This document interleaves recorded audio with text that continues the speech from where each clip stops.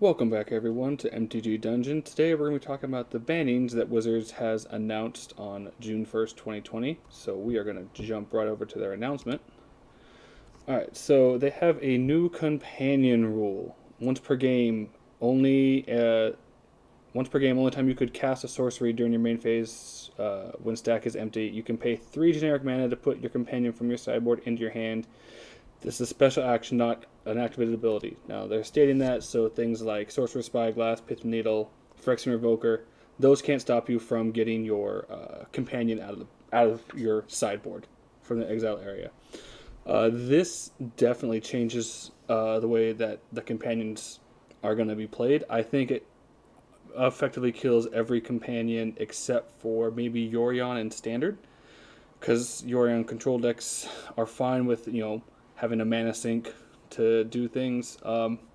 Maybe I've heard talks that maybe Obosh for the land destruction deck might survive as well, but most of their companions are just nixed, gone. Most people are talking about like now companion is completely unplayable in competitive, which I don't know if that's exactly what Wizards wanted, but it's definitely something that is going to stop a lot of the silliness in older formats, especially like Lurrus costing 6 instead of 3 to be able to get some permanence back. It's going to be a big factor.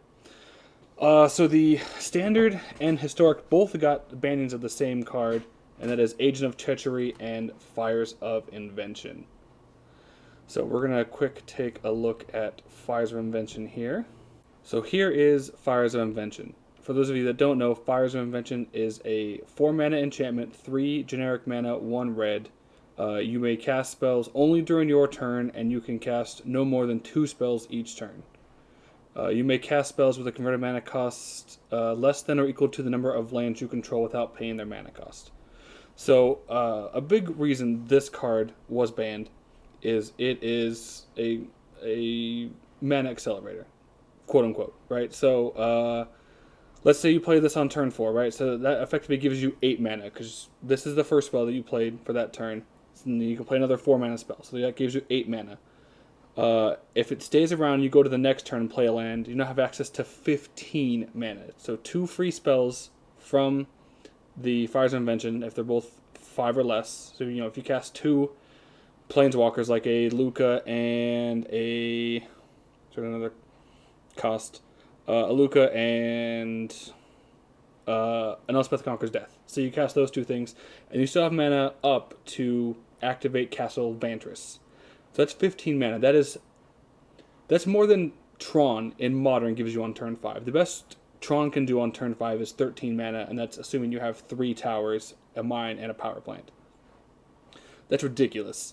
This card, I'm not surprised, was banned in Standard and also Historic. This card was literally just, it was in a very high percentage of the decks, because it's just so efficient at what it does. So this one, obviously, I understand Fire is getting banned. We're going to talk about the second banning, which is Agent of Treachery, which this one surprised me. I actually expected Winota to get banned, but I'm pretty sure they wanted to ban Treachery because it's going to rotate in less than a month because of Core or M21 coming out here soon. So banning this one, it doesn't hurt as bad as banning Winota that just came out. But for those of you that don't know, Agent of Treachery is a 7-cost creature, human rogue, for 5 generic and 2 blue mana. When an agent enters the battlefield, you gain control of target permanent. So, and then the second ability is at the beginning of your end step, if you control 3 or more permanents, you don't own, you draw 3 cards. So the thing with this card, and like Winota, and Winota states, if you attack, whenever you attack with a non-human creature, you look at the top 6 and put a human onto the battlefield. Tapped and attacking with Indestructible. So you could like swing with a 2 Gilded Goose, get 2 triggers from the Winota, and you hit 2 Agent of Treacheries. This is all in the declare attack step, so you can effectively take away both of your opponent's blockers and then just beat in for a bunch, or start taking lands. I think that's the biggest reason this one got banned was Winota. Obviously, I think Winota probably next up on the chopping block, but I understand why they banned Agent of Treachery, because this is like the big payoff card for Winota. So as I said, and the Agent of Treachery feels less bad because it's gonna rotate in a month anyway. So, I mean, I don't disagree with the bannings that Wizards did, but like it's one of those, I appreciate them pushing the power level, but like man, like when every set is getting 1 to 2 cards banned. I mean, I think well, it's not every set. So Thrones is just like the banned set because Thrones is just ridiculous.